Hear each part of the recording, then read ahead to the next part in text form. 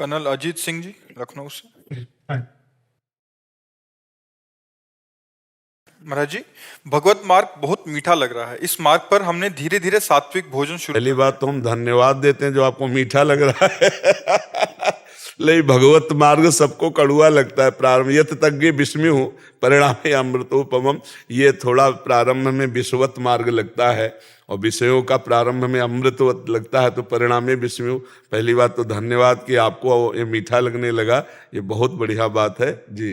महाराज जी, इस मार्ग पर हमने धीरे धीरे सात्विक भोजन शुरू कर दिया है और हमारा व्यवहार भी बदलने लगा है और हमारे हर कार्य पूरे हो रहे हैं और लोगों से अच्छे संबंध बन रहे हैं। मगर हम इस मार्ग में जब एक सैनिक हैं होने के नाते कभी कभी हमारे अच्छे व्यवहार का नाम नाजायज फायदा भी उठाया जाता है, पर हम प्रभु से विश्वास करके हर चीज सह लेते हैं। महाराज जी, पहली बात तो ये है कि हमारा अच्छा व्यवहार किसी से धन्यवाद लेने के लिए नहीं होना चाहिए, तभी वो अच्छा होगा। हमारा अच्छा व्यवहार भगवान की प्रसन्नता के लिए होना। हमने आपसे अच्छा व्यवहार किया, अब ये हमारा कर्म भगवान को समर्पित है। आप हमको गाली दो, लेकिन कल फिर मिलोगे, हम आपसे अच्छा व्यवहार करेंगे। समझ रहे हो? और अगर हम बदले में धन्यवाद लेना चाहते हैं, बदले में कुछ कृतज्ञता लेना चाहते हैं, फिर वो अच्छा व्यवहार नहीं होगा, वो स्वार्थ का व्यवहार हो जाएगा।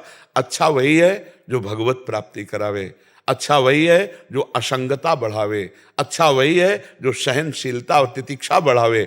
ऐसे तो आप कमजोर हो जाएंगे। नहीं कि सामने वाले के साथ आपने अच्छा व्यवहार किया, वो आपके साथ गलत व्यवहार करेगा तो आप जलने लगोगे, दुख पैदा हो जाएगा हृदय। नहीं, नेकी कर दरिया में डाल, उसके व्यवहार से कोई मतलब। मैं अपने कर्तव्य का पालन कर रहा हूं, तेरे कर्तव्य की जिम्मेवारी मेरे ऊपर नहीं। नहीं, मैं अपने कर्तव्य का आपके साथ ठीक व्यवहार कर रहा हूं और आप इसके बदले में हमें गाली दें या अपमान करें या सम्मान करें, उससे मुझे कोई लेना देना नहीं। मुझे अपने कर्तव्य का पालन, तो फिर आप बहादुर सैनिक भी हो और बहादुर साधक भी हो जाओगे। ठीक है ना जी। विष्णु प्रपन्नाचार्य जी, नेपाल से। महाराज जी, राधे राधे। महाराज जी, मुझे 3 चीजों से अलग होना है, शिष्येषणा, वित्तेषणा और लोकेषणा। महाराज जी, इसके लिए यही तो साधु के मार्ग में बाधा है, कंचन कामिनी कीर्ति। तो आज के सत्संग में हम कह रहे थे कि ये कोई छोटी मोटी चीज नहीं है। अक्रूर जैसे महात्मा जब समंतक मणि हाथ लगी तो दूर हो गए द्वारिकाधीश से और काशी जाकर यज्ञ करने लगे, छुपा लिया समंतक। नीलमणि भगवान से बढ़कर समंतक मणि लगी। समझ में आ रहा है? महाप्रभु चैतन्य देव जी के चरित्र में पढ़ा कि एक कृष्णदास के नाम के महात्मा महाप्रभु के साथ थे और वो वाम मार्गियों को देखकर जो गलत आचरण में थे उनका संग कर लिया। कामिनी का आकर्षण, कामनी का आकर्षण कोई छोटा मोटा आकर्षण नहीं है, बहुत बड़ी सामर्थ्य है। नारी नयन सर जाहि न लागा। पर चक्की चलती है ना, हर दाना पिसता है, पर जो कील के नजदीक पहुंच गया वो नहीं पिसता। चलती चक्की देख के दिया कबीरा रोए, दो पाटन के बीच में साबित बचा न कोई। तो चलती चक्की देख के दिया कमाल ठठाए, राह सहारे कील के तो बाल न बाका जाए। सीम की चाप सके को तासु, बड़ रखवार रमापति जासु। तुमसे सच्ची कहते हैं, जवानी व्यतीत हुई है, अब 13 में निकले थे, 14, 15, 16, 17, 18, 19, 20, अब मान लो 55 की आयु लगभग। तो इतना जो बीच की यात्रा, जीवन में कभी किसी माई को ऐसे नहीं देखा। अब सेवा दी है तो सत्संग प्रश्न उत्तर वो चर्चा अलग है, और रुपया गंगा किनारे रुपया मिलेगा, भोजन तो मिलता नहीं। किनारे ही रहना, किसी गांव में नहीं जाना, भिक्षा नहीं मांगना, आकाश वृत्ति से जो हमें गंगा किनारे मिलेगा वो गुरु प्रसाद से ऐसा। अब जो जीवन है, अब वो भगवान के आश्रित जीवन पूर्ण रूप से है। अब महलों में रखो चाहे झोपड़ी में बांध दो, अपना अस्तित्व ही नहीं रह गया है। अब वो जैसे चाहे वैसे। तो जब तक साधक का अहंकार पूर्ण रूप से भगवान के चरणों में समर्पित ना हो जाए, कब हम समझेंगे कि हमारा अहंकार भगवान के चरणों में समर्पित हो गया? जब हमें दूसरों में सद्गुण दिखाई दे, अपने में नीचता, तब अहंकार गलित हो रहा है। देखो, परम ज्ञानी हनुमान जी महाराज हैं, ज्ञानिनाम अग्रगण्यम बुद्धिमताम वरिष्ठम अतुलित बलधामम हेम शैलाभदेयम। ऐसे महापुरुष जब विभीषण जी से मिलते हैं तो क्या कह रहे हैं? असमय अधम सखा, ये अहम समर्पित है। असमय अधम सखासु। सबरी जी से राम जी मिलते हैं तो कह रहे अधम ते अधम, अधम अति ना, प्रभु मैं बहुत अधम हूं। और भगवान का साक्षात दर्शन कर रहे हैं। दंडकारण्य के किसी ऋषि के पास भगवान नहीं गए, माता सबरी के पास गए। इतना अपार प्रेम है और वो अपने को अधम ते अधम, अधम अति नारी, तिनमा मैं मतिमंद अघारी। और भगवान कह रहे नव भक्ति आप में विराजमान है, तुम समान कौन हो सकता है? जो नवधा भक्ति का उपदेश है वो हम लोगों के लिए है, सबरी मैया के लिए नहीं। क्योंकि सबरी मैया तो उसी समय भगवान के सामने ही योगाग्नि में शरीर भस्म करके परम पद प्राप्त करती हैं। तो जब हमें दूसरों में सद्गुण दिखाई दे और अपने में दोष दिखाई दे तो अहंकार, और जब हमें दूसरों में दोष दिखाई दे अपने में सद्गुण तो अहंकार बढ़ा हुआ है। ये अहम ही भोगता है, अहम ही करता है। अहंकार विमूढ़ आत्मा करता हमिति मन्यते, तब तक अटैक होगा।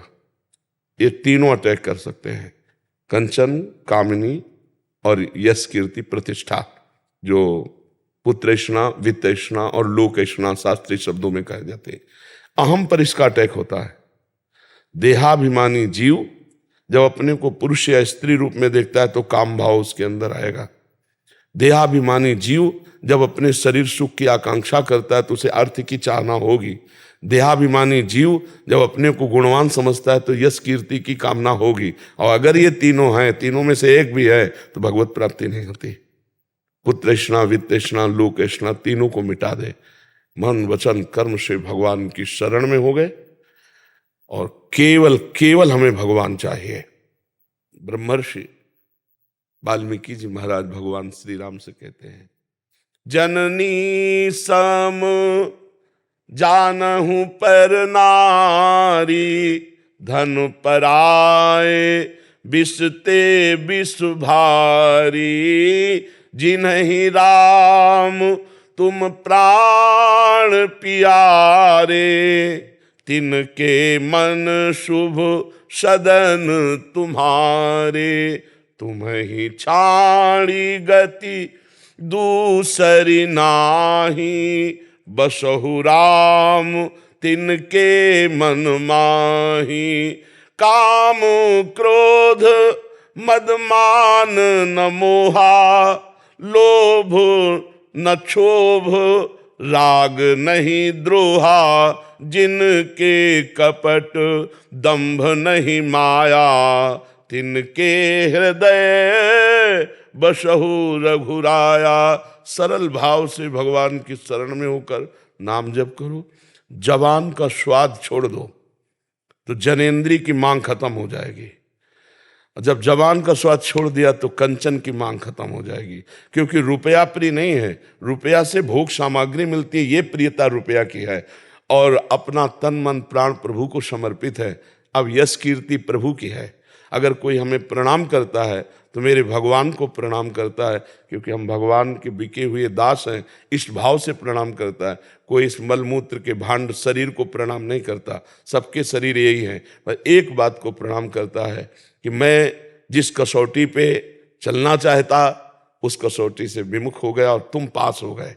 तुमने सर्वस्व छोड़कर भगवान को रिझाया, इसलिए हम प्रणाम। तो भगवान को प्रणाम होता है, वो गुरु को प्रणाम होता है। सम्मानम कल्याति घोर गर्लम नीचापमानम सुधा, श्री राधा मुरली धरो भज सके वृंदावन मात्यज। सम्मान को विष के समान देखे, अपमान को अमृत के समान देखे और श्री राधा माधव का निरंतर स्मरण करे तो भगवान के प्रताप से कंचन, कामिनी, कीर्ति तीनों पर विजय प्राप्ति की जा सकती है। अन्यथा एक छोटा सा सड़ा सा विषय भी परास्त कर सकता है। एक व्यसन नहीं छूटता। हमने देखा कि छोटे छोटे व्यसन अपना अधिकार कर लेते, फिर त्रिभुवन के भोग, ब्रह्मादिक के भोग सब विषम लागत ताई, नारायण ब्रजचंद की लगन लगी है जाए। जो भगवान से प्यार करता है उसे कोई परास्त नहीं कर सकता। लेकिन अगर हम भगवान को अपना नहीं माने तो फिर पाखंड विजय नहीं प्राप्त कर सकता माया पर, दंभी विजय नहीं प्राप्त कर सकता माया पर। और छोटा सा भाव केवल उठा है और भगवान के सहारे चल दिए तो आज तक हम कहते हैं हमारे साथ कोई रक्षा करने वाला नहीं था। पर जहां कहीं कुछ ऐसे फंसाव की बात आई, भगवान ने निकाल दी। बाद में मुझे पता चला कि हाँ मैं फंस सकता था, भगवान ने ऐसे बचाने। सीम के चाप सके को उतासु, बड़ रखवार रमापति जासु। वही बचाते हैं, वही जीवन भर अपने जन की रक्षा करते हैं। अपनी बुद्धि तो कहीं भी फंस सकती है, लेकिन भगवान, हाँ भगवान करो सदा तिनके रखवारी, जिम बालक राखे महतारी। जैसे बालक की रक्षा माँ करती है, वैसे भगवान अपने भक्तों की रक्षा करते हैं। तो भगवान का भरोसा और लक्ष्य दृढ़, और ये कि मर जा सकता हूं लेकिन मैं गलत आचरण नहीं कर सकता, जीत जाओगे। बस ये प्रण हो जाए कि कुछ भी हो जाए, मर सकता हूं लेकिन मैं अपने धर्म के विरुद्ध आचरण नहीं कर सकता, जीत गया। फिसल गया तो इतने नीचे गिरेगा कि उठने लायक नहीं रहेगा। ये माया है, एक बार दबा लिया तो उठने नहीं दिया, फिर वो बैलेंस बना के चलता है, भोगों को भोगता है, थोड़ा भजन कर लेता है, बस वो आग नहीं होती। वो विरह भगवान के लिए जो होना चाहिए वो नहीं होता। फिर वो धीरे धीरे रोग लग जाता है भक्ति को, पाखंड का, दम्भ का। वो फिर बस ऐसे ही अर्थ प्राप्ति करना, खाना पीना, मौज मस्ती खूब ऐसे, नहीं खान पान ते भावे है, नहीं कोमल वसन सुहावे, सब विषय लगे ते खारा है, हरि आशिक का मग्नारा है। जैसे चाहो वैसे रखो, पर बस आप मुझे मिलो, आप चाहिए। बड़ा कष्ट में जीवन व्यतीत करते करते तब कहीं जाकर शरीर राग छूटता है। अगर शुरू से ही शरीर का पोषण होता रहा तो शरीर राग नहीं छूटता है। बहुत बहुत भगवान की कृपा है, जो भगवान के मार्ग में चाहे गृहस्थ हो चाहे विरक्त, जो माया से समय को खींचकर भगवान के सुमिरन में लगाते हैं, वो अत्यंत कृपा पात्र हैं। नहीं तो भगवती माया का ऐसा प्रभाव है, इस संसार को सत्य मानकर, भोगों को सत्य मानकर, पद प्रतिष्ठा को सत्य मानकर हम भगवान को भूल जाते हैं। न शरीर रहेगा, न पद रहेगा, न रुपया रहेगा, लाखों बार पढ़ाई पढ़ी है, न पढ़ाई रहेगी। अगर एक बार राम कहा है तो त्रिकाल में कभी नष्ट नहीं होगा। एक बार कृष्ण कहा, एक बार हरि कहा, वो आपको उन्नति देगा।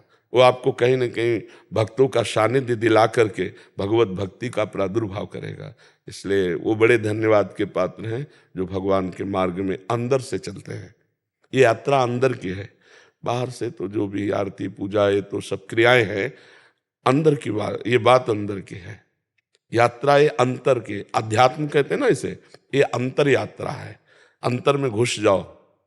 अभी तो सब बाहर खेल खेल रहे हैं, खिलौनों में। संगम त्यजेत मिथुन वृत्तिनाम मुमुक्षु, सर्वात्मना न विसृजेत बहिरिंद्रियाणि, एकश्चरण राश्चित्त मनंते से युंजीत तद वृत्तिषु साधुश्चेत प्रसंगा। सौभरी जी का श्लोक है। मछली को देखकर मैथुन करते हुए लगा इसमें सुख है, तो मानधाता की 50 पुत्रियों से ब्याह किया था राजा चक्रवर्ती सम्राट मानधाता। फिर जब भोगों में कोई सुख तो है नहीं, तब उनका धिक्कार है। क्या चूक हुई कि कहाँ मैं अकेला भजन कर रहा था और कहाँ 50 के 500 बढ़ गए संतानों पुत्रियां। तब उन्होंने कहा जो मुमुक्षु मतलब मोक्ष प्राप्त करना चाहता है, संगम त्यजेत मिथुन व्रति नाम मुमुक्षु, संग का त्याग कर दे। कौन से संग? जिनके संग कुमति मति उपजय, करत भजन में भंग, जाके प्रिय न राम वैदेही, तजिए ताहि कोटि वैरिसम जद्यप परम स्नेही। और नेत्रों से कोई गलत आचरण अगर कहीं भी किसी पशु पक्षी में भी दिखाई दे रहा है, एक बार दृष्टि गई दोबारा दृष्टि न जाए।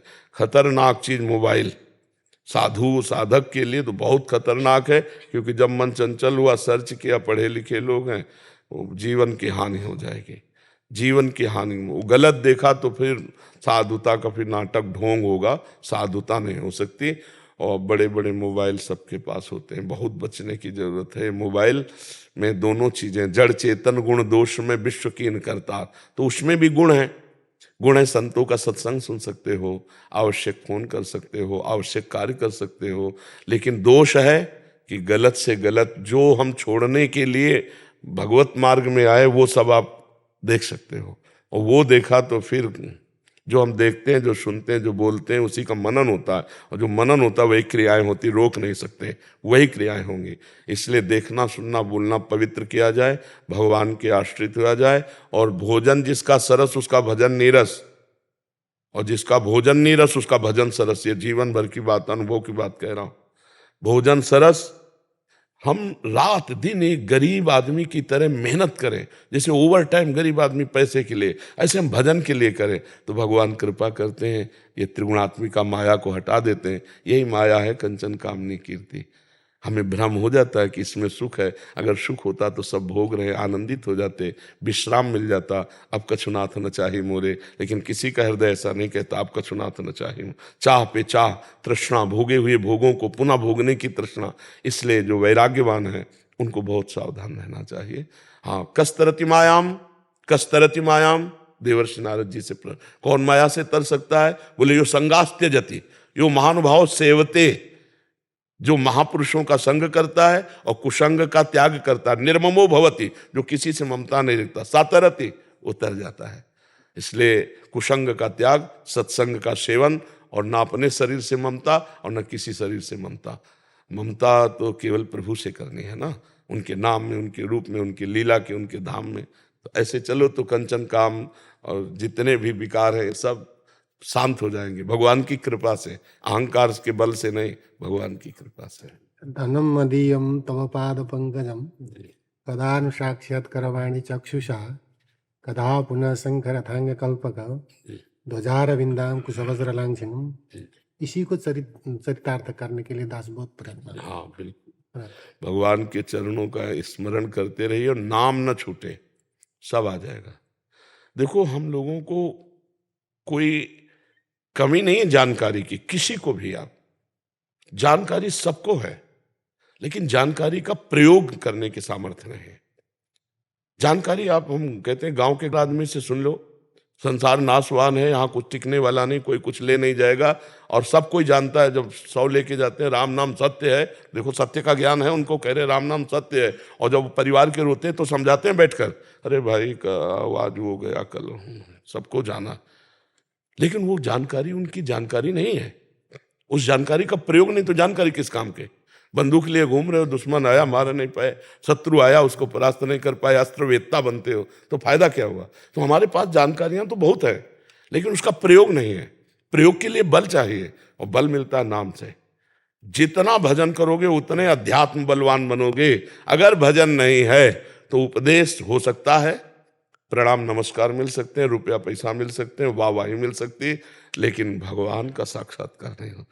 वो तो बारी मथे घृत होए बरु, सिकता ते बरु तेल, और बिनु हरि भजन न भौतरी या सिद्धांत अपेल। विनिश्चितम बदामिते न अन्यथा वचांस में, हरिम भजनती है नरा। खूब डट के भजन, भजन बस। जानकारी तो इतनी है कि पूछो मत, उपदेश पे उपदेश हो रहे हैं, उपदेशों की कमी है, लेकिन पलट करके जब तो जीरो पे सुई खड़ी है, कोई नंबर नहीं आया, अध्यात्म की कोई भूमिका नहीं, जीरो पे, तो फिर वो कैसे उत्तम होगा?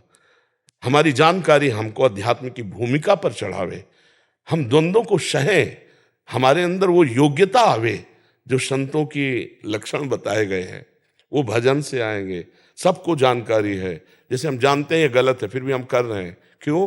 क्योंकि हमारे पास भजन की कमी है। भजन का बल ना होने के कारण इंद्रिया मन बलवान होकर हमसे असत क्रिया करा लेते हैं। उन्हें भजन बल है ना, तो जैसे सेल हटा दो दीवाल घड़ी का, तो मिनट पे मिनट, घंटे पे घंटे सुई वहीं ठप, ऐसे वहीं ठप। राधा तो राधा, वहीं मन और इंद्रियां बिल्कुल एक मिलेंगी। ऐसा नहीं कि उनकी ताकत हो कि घसीट ले। अभ्यास किस बात का, साधुता किस बात की, भजन किस बात का? अब भजन नहीं करेंगे तो फिर बहुत जन्मों से गुलामी है ये, इंद्रिय और मन की बहुत जन्मों से गुलामी है, और इनकी गुलामी से हटे बिना स्वराज सिंहासन पर नहीं बैठ सकते, आत्मस्वरूप में स्थित नहीं हुआ जा सकता। अशोक जी दिल्ली से। राधे राधे महाराज जी। महाराज जी, कोई भी कार्य करने से पहले दिमाग और दिल के बीच कंफ्यूजन पैदा हो जाता है, इस समय पर किसकी बात माने? दिल कुछ कहता है, दिमाग और दिल के बीच में प्रभु को ले आओ, प्रभु को ले आओ, फिर आपको उत्तर सही मिल जाएगा।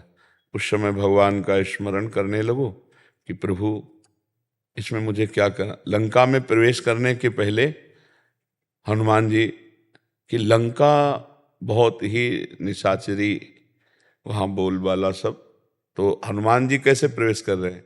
प्रवेश नगर की जय सब काजा, हृदय राखी कौशलपुर राजा। दिल और दिमाग दोनों गंदे हैं, इनका काम क्या मानना है? ये तो सपोर्ट वही करेंगे जिससे वासनाओं की पूर्ति हो, जिससे स्वार्थ की पूर्ति हो। जो हमें सही निर्णय दे सकते हैं वह भगवान। हम उस समय भगवान का नाम सुमिरन करें, भगवान से प्रार्थना करें तो सच्चा उत्तर आ जाएगा, करना है या नहीं करना है। वैसे हमें लगता है सबको उत्तर मिलता है बिना पूछे।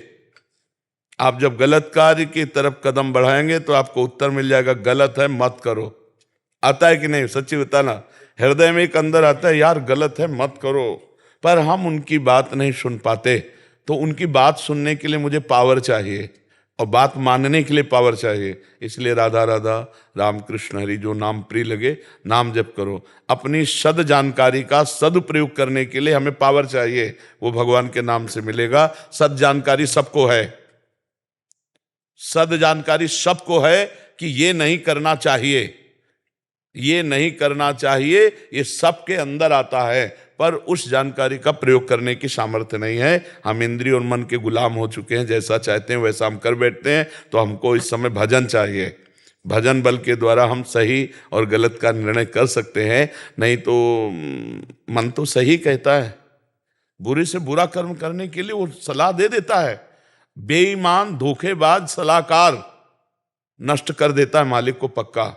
तो ये बेईमान धोखेबाज सलाहकार मन है, और दिल कोई सलाह नहीं देता है। दिल की एक अलग प्रक्रिया, जिसे हम दिल कहते हैं उसे अंतःकरण कहते हैं। अपने लोग मतलब ग्रामीण भाषा में कह देते हैं ना, दिल से बोलो यार, कि दिमाग से बोल रहे हो।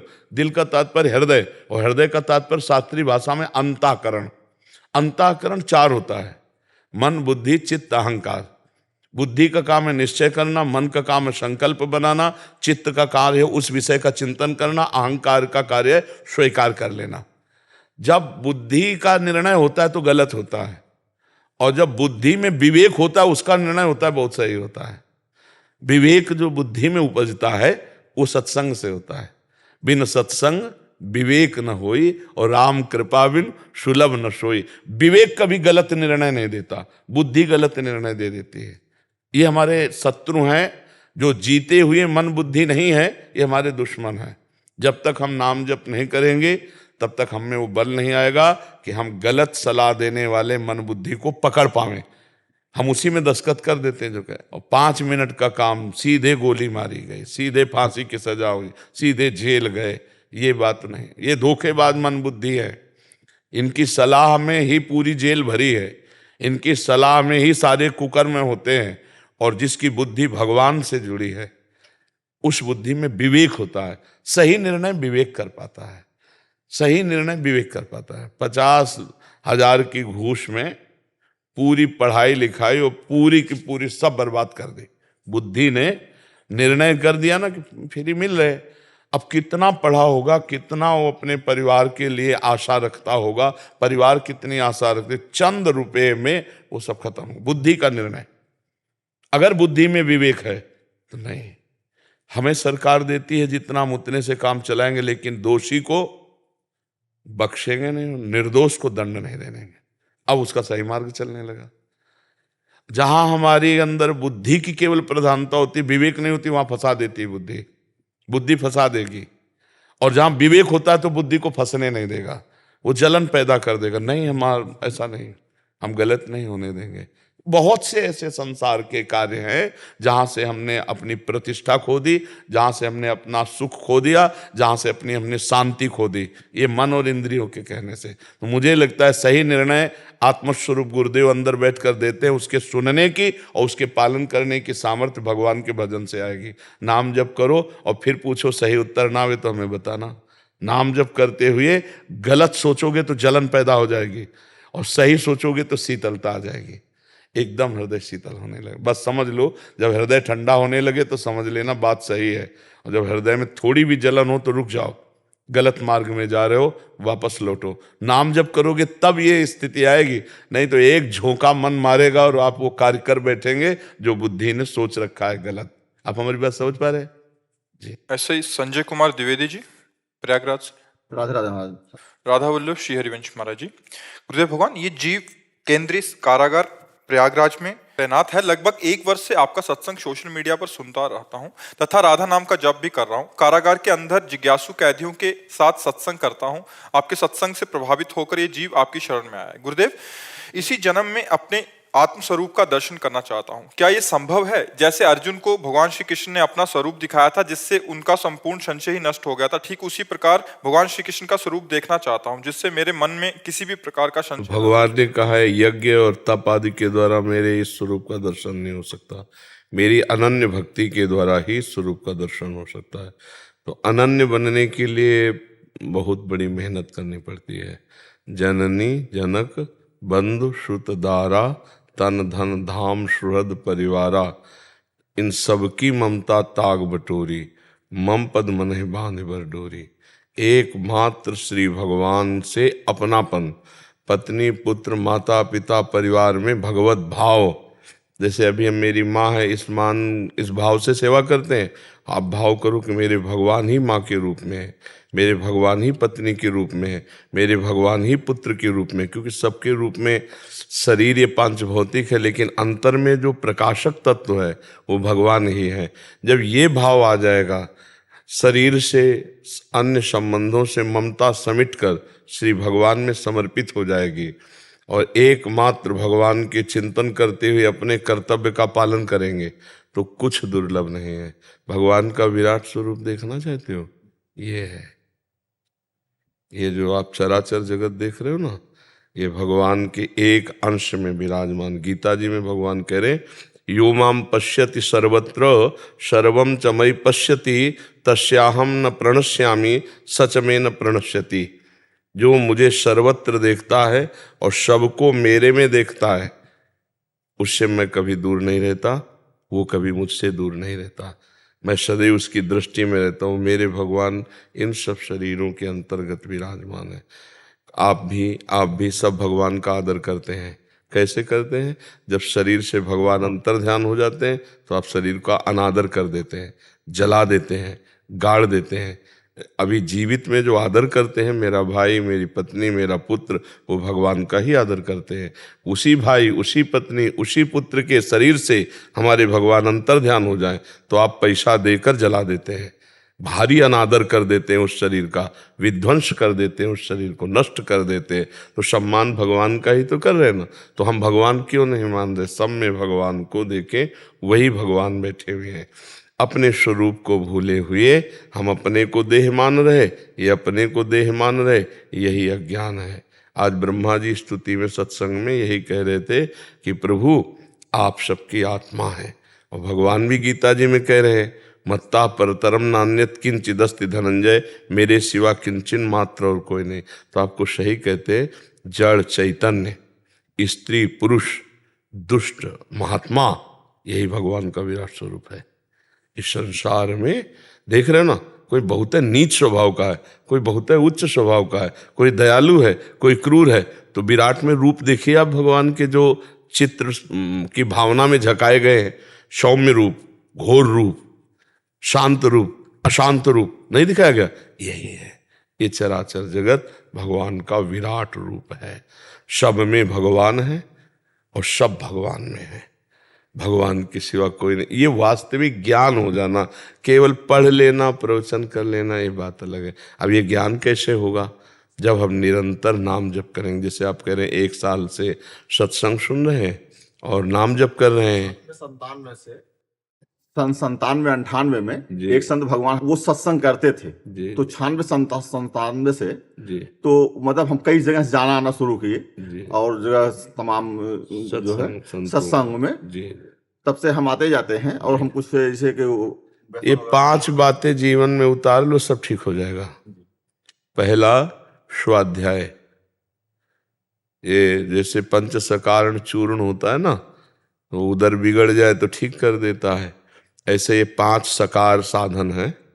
पहला स्वाध्याय, जो शास्त्र आपको प्रिय लगे, रामचरितमानस, श्रीमद् भगवद गीता, श्रीमद् भागवत, जो भी पुराण, जो भी शास्त्र, उसको अपना जीवन बना लो कि हमको दिन में एक बार आधा घंटा 1 घंटा जो समय खुद स्वाध्याय करना है। स्वाध्याय, फिर सत्संग, किसी ऐसे संत का सत्संग जिनसे हमारी भावना जुड़ गई है, जिनकी बात पर हमें विश्वास होने लगा है, तो सत्संग, स्वाध्याय, सत्संग और सुमिरन, जो आप बताए राधा नाम जैसे सुमिरन कर रहे हैं, और फिर सेवा कैदियों की। हम भगवान की सेवा कैदियों में करने की बात कह रहे हैं। कैदियों की सेवा, उस पर शासन करना है, पर सेवा भावना करने की भगवान ही इन सब रूपों में आए हैं। तो सेवा, आप अपने पद और अधिकार के अनुसार सेवा कीजिए। आप अपने जो श्रेष्ठ जन हैं उन पे दोष दर्शन न करके आप अपने पद और अधिकार के अनुसार जितनी आपके हाथ की पहुंच है उतनी तक सेवा कीजिए, भगवान उतने में संतुष्ट हो जाएंगे। और सबसे बड़ी सेवा होती है जीव को दुर्गुण दुराचार से हटाकर सद्गुण सदाचार में लगाना। जब हम किसी से मिले तो उससे ऐसी वार्ता करें कि उसकी दुर्बुद्धि सद्बुद्धि में परिवर्तित हो जाए। ये सबसे बड़ी, इसमें किसी का हस्तक्षेप नहीं होगा। इसमें होगा किसी का हस्तक्षेप? मुझे लगता है इसमें किसी का नहीं। और ये सबसे बड़ी है, कुपथ निवारी सुपंथ चलावा, क्योंकि वो सब कानून के विरुद्ध आचरण करने वाले वहां गए हैं, तो उनको हम इतना प्यार दें, उनको ऐसी सद्बुद्धि की बातें कहें जिससे वो जब छूटे तो एक अच्छे इंसान बनकर हमारे समाज में वो जीवन व्यतीत कर सके। यदि वो जेल में ही हैं तो एक बहुत प्रसन्न चित्त होकर अपना जीवन व्यतीत कर सके, क्योंकि आप सत्संगी हो। तो हमारी 5 बातें, आखिरी वाली को आप कहते हैं समाधि। तो समाधि तक तो योग की पहुंच होती है, तो अपने उसे इस भाव में लेते हैं कि हम 24 घंटे में 1-2 घंटे ऐसे निकालते हैं जिनमें किसी से संभाषण नहीं करेंगे और कोई बात सोचेंगे नहीं। सरल भाषा में समाधि बता रहे हैं, कोई बात सोचेंगे नहीं, बस राधा नाम का चिंतन करेंगे। इसका अभ्यास 15 मिनट, 20 मिनट, 30 मिनट, 1 घंटा, आधा घंटा, तो 5 ये जीवन में अगर आपकी दिनचर्या में हो जाए, स्वाध्याय, सत्संग, सुमिरन, सेवा और समाधि, तो जो चाहोगे प्राप्त हो जाएगा। इन 5 से अपने जीवन को भरपूर कर लीजिए। सच्ची मानिए सब में प्रभु बैठे हैं, सच्ची मानिए सब में प्रभु बैठे हैं। गुरुदेव, अगर कोई अपने आप को कहे कि वो भगवत प्राप्ति इंसान है और जैसे हम उनसे बात करते हैं तो काफी अच्छा लगता है, लेकिन जब घर जाते हैं तो बहुत ही उदासी सी छा जाती है, डिप्रेशन की घबराहट। पहली बात तो कोई भी भगवत प्राप्त अपने को ये नहीं कह सकता कि मैं भगवत प्राप्त हूं। पहली बात यह है कि वो भगवत प्राप्त नहीं है। तुम जेब में रुपया डाले हो, बोल सकती हो सभा में, हिम्मत नहीं है। क्यों? लुट जाओगी, लुट जाओगी। आप अगर थोड़ी भी रकम डाले हो तो सत्संग जरूर सुनोगे, लेकिन रकम में याद रहेगी नहीं। यहां भगवत प्राप्त कैसे बोले हैं? सामने राम जी बैठे हैं, सबरी क्या कह रहे? अधम ते अधम अधम अति नारी, 3 माह में मति मंद अघारी। हनुमान जी भगवत प्राप्त क्या बोल रहे? असमय अधम सखा सुनु, मोहू पर रघुवीर। अहंकारी भगवत प्राप्त होता है, मैं भगवत प्राप्त हूं, यह अहंकार है और उसको भगवत प्राप्ति है। किसी ने पूछा किसी भगवत प्राप्त महात्मा से, आपको भगवान मिल गए? सच्ची बता ना, आपको भगवान मिल गए? तो उनका हम एक दोहा सुना देते हैं, बस समझ लीजिए। जब मैं था तब हरि नहीं, अब हरि है मैं नाही, प्रेम गली अति सांकरी, तामे दो न समाई। वो अनंत है इसलिए हां नहीं बोल सकते, वो अनंत है इसलिए हां नहीं बोल सकते, और उसके बिना हम जी नहीं सकते इसलिए हम ना नहीं बोल सकते। अब तुम्हारी समझ हो तो पकड़ लो, ना समझ हो तो ना पकड़ लो। जैसे आप बोली ना, ऐसे कई बोली। बिल्कुल नौटंकी नाटक में मत फंसना। भगवत प्राप्ति में सबसे पहले लक्षण ही होते हैं काम क्रोध मद मान न मोहा, लोभ न क्षोभ राग नहीं द्रोहा। भगवत प्राप्ति का मतलब समझती हो? श्री सुखदेव जी को भगवत प्राप्ति जब हुई तो अब ये प्रमाणित कैसे करे कि भगवत प्राप्ति हो रही? यही भगवत प्राप्ति, क्योंकि जो भगवत प्राप्त प्रमाण दे ना तब तो भगवत प्राप्ति हुई। अब वो जनक जी के पास श्री व्यास देव जी ने भेजा सुखदेव जी को, तो 7 दिन ये देखो भगवत प्राप्ति की परीक्षा हो रही कि आपको भगवत प्राप्त है कि नहीं। 7 दिन दरवाजे पे खड़े रखा और रोज पूछते उनके आकृति में कोई परिवर्तन पहली बार कहा जनक जी से मिलना, और 7 दिन 7 रात वैसे ही खड़े रहे नंग धड़ंग, 16 वर्ष की अवस्था, ना कोई पूछताछ, ना पानी, ना भोजन, ना कुछ, पर रोष नहीं आया। फिर कहा महलों में ले जाओ और नई नई जवान सेविकाओं के द्वारा रात दिन सेवा करवाओ। रात दिन 9 युवतियां, हंसी खेल, खवाना पियाना, पूछते भूले जैसे गेट के बाहर थे वैसे भी है। थाल सजाई आरती की और आए आरती के और कहा परमहंस शिरोमणि, आपको वो प्राप्त है जिसके प्राप्त होने के बाद कुछ प्राप्त करना बाकी नहीं रहता।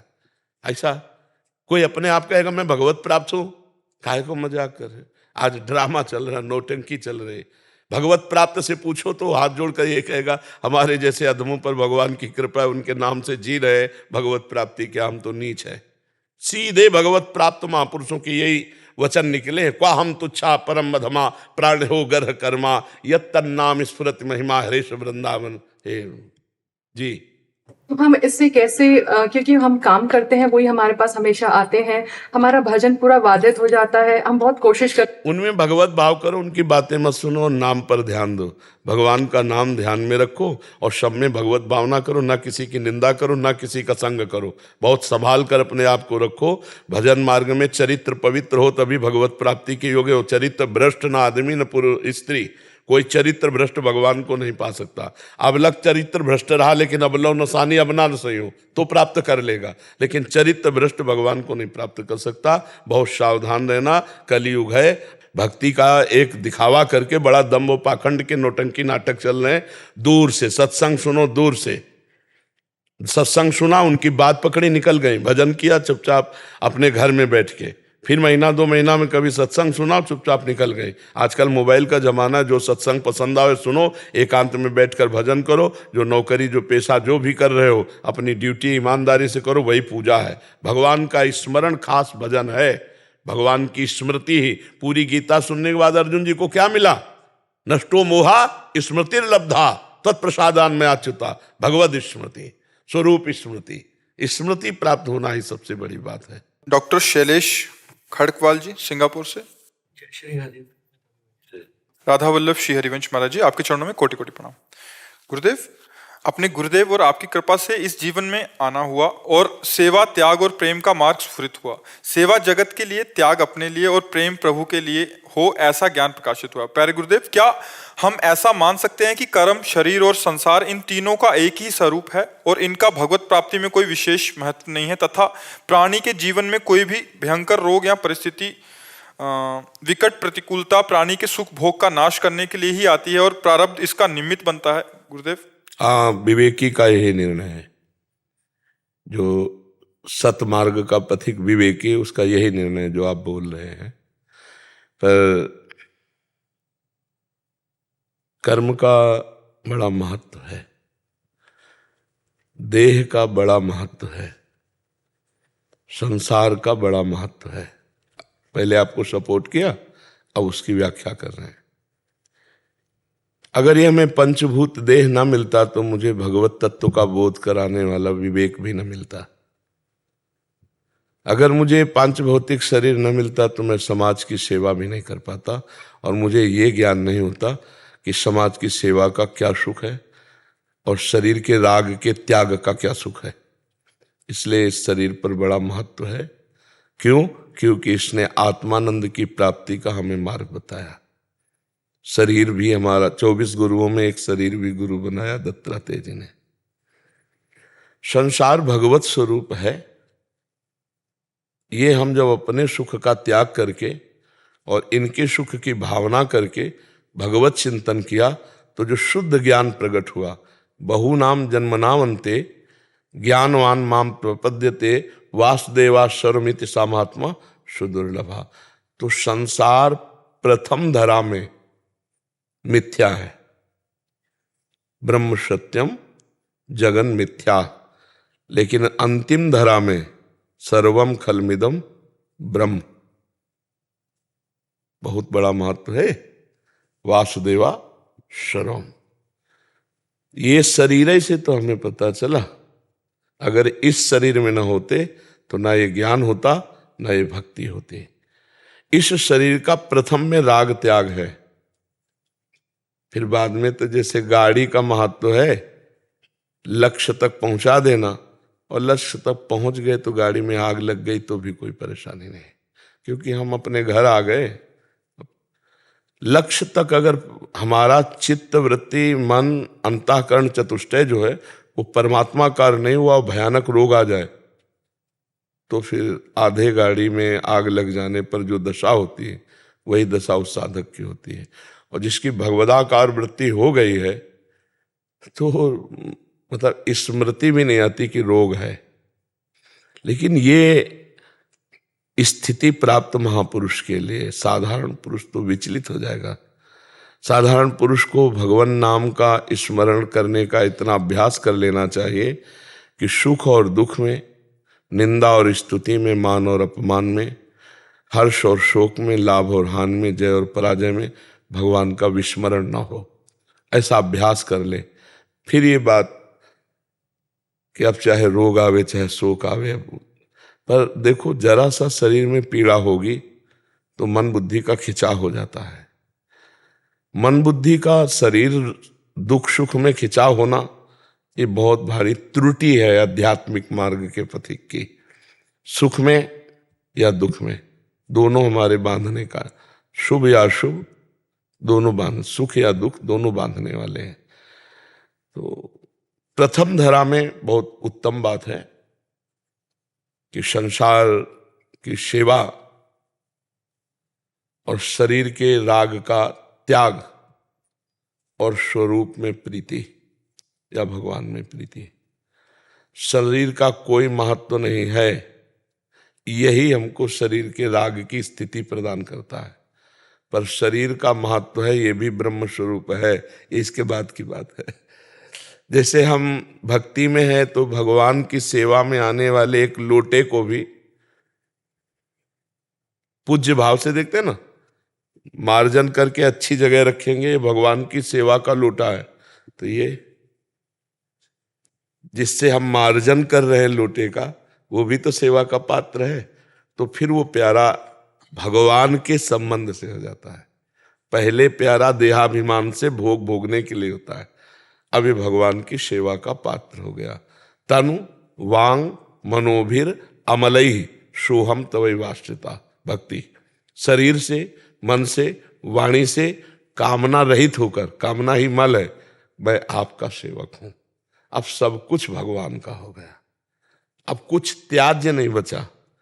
त्याग और त्याग की स्मृति का भी त्याग, सब कुछ भगवान का है। ये शरीर भी भगवान का है, ये वस्त्र भी भगवान का है, ये वाणी भी भगवान की, ये मन भी भगवान का, और मैं भी भगवान का। अस्तित्व खत्म।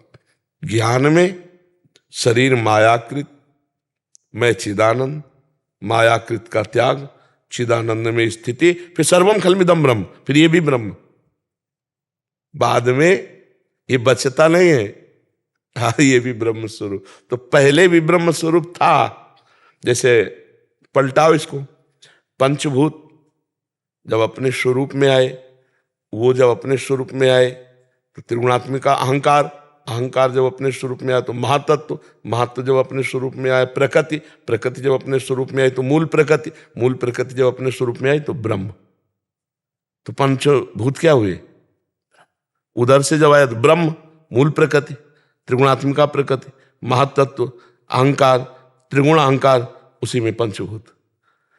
सर्वम खलमिदम ब्रह्म। पर पहले व्यतिरेक पद्धति अति आवश्यक। व्यतिरेक माने त्याग नहीं, ये नहीं, क्योंकि हम पहले ही लगे हुए हैं उसमें, और उसे मान लिया तो और उसमें रति हो जाएगी। पहले विरति फिर रति। बहुत सुंदर विवेक काम कर रहा है आपका। भगवान का आश्रय लेकर बढ़ो और जीवन मुक्त अवस्था तक विश्राम मत मानना, मनोरंजन मत करना, जब तक ये वास्तविक अनुभव ना हो जाए कि मैं शरीर नहीं हूं, ये अनुभव हो जाए। तो अब जैसे अभी कोई थप्पड़ मारे तो लगेगा कि थप्पड़ मारा गया, पर उसकी व्यथा नहीं होगी, उसकी व्यथा नहीं, उसका क्यों मारा इसने, ये देहाभिमान प्रश्न करता है, ज्ञानी नहीं। इसका प्रारब्ध था, उसके अंदर प्रेरित हुआ, मार दिया। अपने हाथ से लग जाए तो क्या करेंगे हम? अपनी जबान दांत से कट जाए तो हम क्या करेंगे? ऐसे दूसरे के द्वारा दी हुई पीड़ा दूसरे शरीरों के द्वारा जब आत्मवत, तब समझ ले हमारा ज्ञान सिद्ध हो रहा है। पर भगवान का आश्रय लेकर खूब नाम जप करते हुए, और फिर नाम जप जरूर करना चाहिए। नाम जप करते हैं? हाँ, बहुत सुंदर। एक प्रश्न और महाराज जी।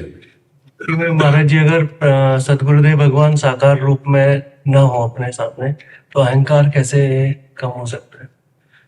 उनके द्वारा जो दिए हुए वचन होते हैं ना, मंत्र होता है, नाम होता है ना, वो शाश्वत होता है, वो नित्य होता है।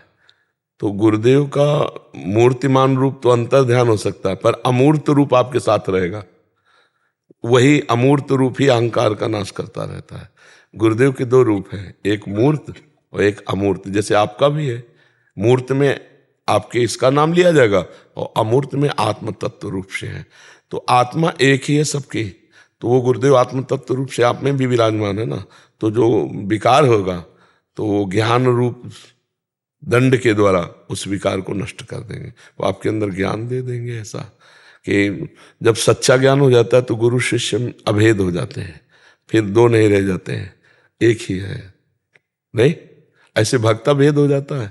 ब्रह्म नहीं, माया नहीं, नहीं जीव नहीं काल, अपनी हूँ शुद्ध ना रही, एक रहे उन्होंने। हमें बहुत अच्छा लगा आपसे संभाषण करके, क्योंकि जो संसार में भगवान का आश्रय लेकर, चाहे वो ज्ञान मार्ग हो, चाहे अष्टांग योग हो, चाहे मतलब कर्म योग हो या भक्ति योग हो, बहुत सौभाग्य, बहुत सौभाग्य। नहीं, ये माया समय देती है, अध्यात्म के लिए समय देती है, वही अपने प्रपंच में लगाए रहती है। और बहुत कृपा है आपकी कि आपकी बुद्धि पवित्र है, ठीक निर्णय कर रही है जी। हाँ, कभी कभी ऐसा होता है कि दंभ का रोग लग जाता है, पाखंड का रोग लग जाता है। तो जब रोग युक्त आदमी बात करता है ना, तो अलग लगता है। बहुत अभी सेफ्टी है कि ये दंभ पाखंड का वायरस नहीं लगा, बहुत खतरनाक वायरस है, मिटिया मेट कर देता है। तो अपने को छुपा के और अपने को बचा के, ये सिर्फ आपके लिए है। मतलब ये जो ज्ञान है ये सिर्फ अपने लिए है, कोई दूसरा लाभ ले जाए, जैसे अपनी चर्चा कर रहे हैं, तो हम ये विचार करते हैं कि हमको भगवान सौभाग्य दिए हैं, आकर के अज्ञानी बनकर प्रश्न करते हैं और हमें बोलने का सौभाग्य देते हैं। ये हमारी भगवान की सेवा बनती है। हमारे भगवान आकर जिज्ञासा करके प्रश्न करते हैं, उसका उत्तर निकलता है, तो ये हमारी सेवा बन जाती है। ये हम ज्ञानी थोड़ी है, सेवक हैं। चराचर जगत के हम नौकर हैं, हम सेवक हैं। जब वो आकर के मालिक प्रश्न करते हैं तो इधर से मालिक उत्तर दिला देते हैं, और हम प्रश्नकर्ता और उत्तरकर्ता का दोनों का स्वाद लेते हैं। बस अपने भाव में अगर कहीं अहंकार आ जाए तो फिर वो ज्ञान फिर पाखंड या दंभ के रोग से दूषित हो जाता है। इसलिए बहुत बचा के, बहुत सेफ्टी से, ना तर्क ना विवाद, और बिना प्रश्न किए कभी किसी से बात न करें। अगर लग रहा है कि इसको समझाना चाहिए तो वहीं भाव करो कि वो बैठा तो है जगत गुरु अंदर भगवान, वो आत्मस्वरूप से समझा देगा, अपने चुप रहो। जब आपसे कोई पूछे तो दैन्य होकर के जो हमने संतों से सुना है वो ऐसा सुना है, अपना अनुभव फिर भी नहीं, जो संतों से सुना है वो ऐसा। बहुत जल्दी निकल जाओगे, क्योंकि जब तीक्ष्ण विवेक होता, पवित्र विचार होते हैं, तो अध्यात्म खुलता चला जाता है। ये अंदर ही का है, बाहर की पोथी अंदर ले जाती है, अंदर की पोथी जीवन मुक्त कर देती है। अंदर की एक अलग ग्रंथ है, जो अलग ग्रंथ है वो अंदर अनुभव गम में भजे, जैसे वो अनुभव से आता है, और उसी से जड़ चेतन का जो हमारे अंदर ग्रंथि नहीं पड़ी थी और वो पढ़ने का भ्रम था, वो भ्रम नष्ट हो जाता है। जासु कृपा सब भ्रम मिट जाई, गिर जा सोई कृपाल रघुराई जी।